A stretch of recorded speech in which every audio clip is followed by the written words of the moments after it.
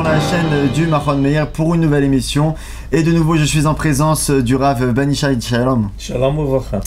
Alors, dans nos émissions précédentes avec d'autres Rav, nous avons eu l'occasion de parler du mariage, de la ketouba et tout ce qui tourne autour de l'engagement marital. Aujourd'hui, on va s'attaquer en quelques minutes à un sujet encore plus complexe qui est celui, malheureusement, du divorce et qui est courant partout, dans toute société.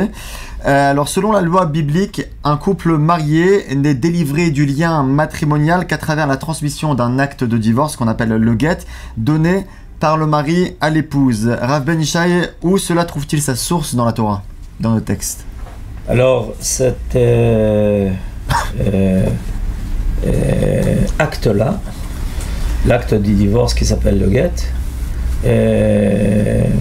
s'appelle dans la Torah Sefer Keritut, c'est-à-dire un document qui coupe le lien entre le mari et la femme.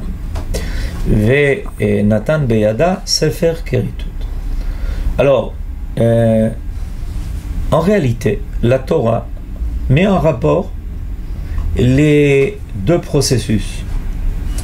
Celui qui va créer le lien entre un mari et une femme, du point de vue formel, ce qui s'appelle les Kiddushin, et celui qui va arrêter ce lien. Alors, la Torah prend très au sérieux l'alliance qui est contractée entre un mari et une femme. Cette alliance est une alliance qui va au-delà de la simple volonté de vivre en commun. Il s'agit d'une brite, il s'agit de quelque chose de très fort qui met en contact non seulement les personnes, mais leurs âmes.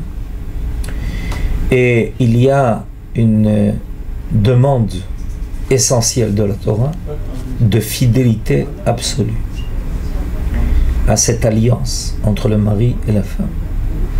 Et évidemment, cette fidélité apparaît au moment même où le mariage se fait, et elle doit accompagner la vie des conjoints jusqu'à la fin de leur vie et même après. Il y a un engagement qui est un engagement physique, moral, spirituel vis-à-vis de l'autre. Le mari vis-à-vis de sa femme, la femme vis-à-vis de son mari. Annuler cet engagement par la Torah est considéré comme une démarche qui ne doit pas être facile. Très souvent, pour des raisons qui sont assez futiles, on a envie de penser que ça pourrait être meilleur autrement. Et très souvent, on regrette. Et très souvent, on essaye de faire marche arrière.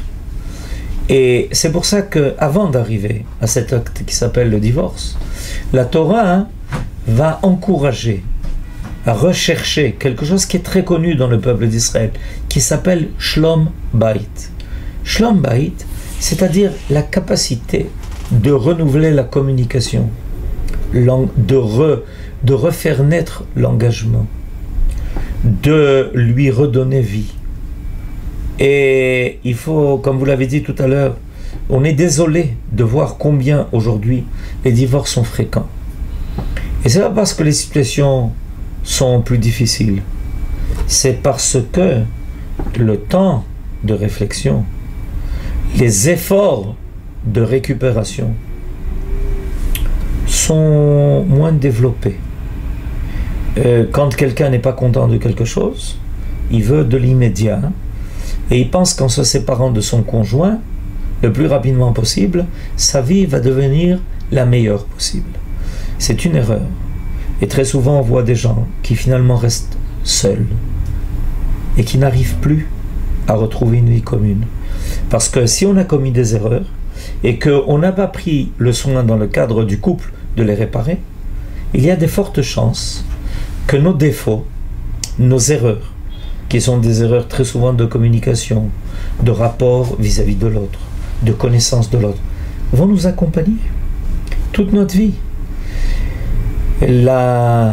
vie de couple est un laboratoire dans lequel chacun amène tout ce qu'il est. Et on doit faire les expériences jusqu'au bout. Il y a des cas où effectivement ce n'est pas possible. Ça arrive parce que des gens se sont mariés pas pour de bonnes raisons.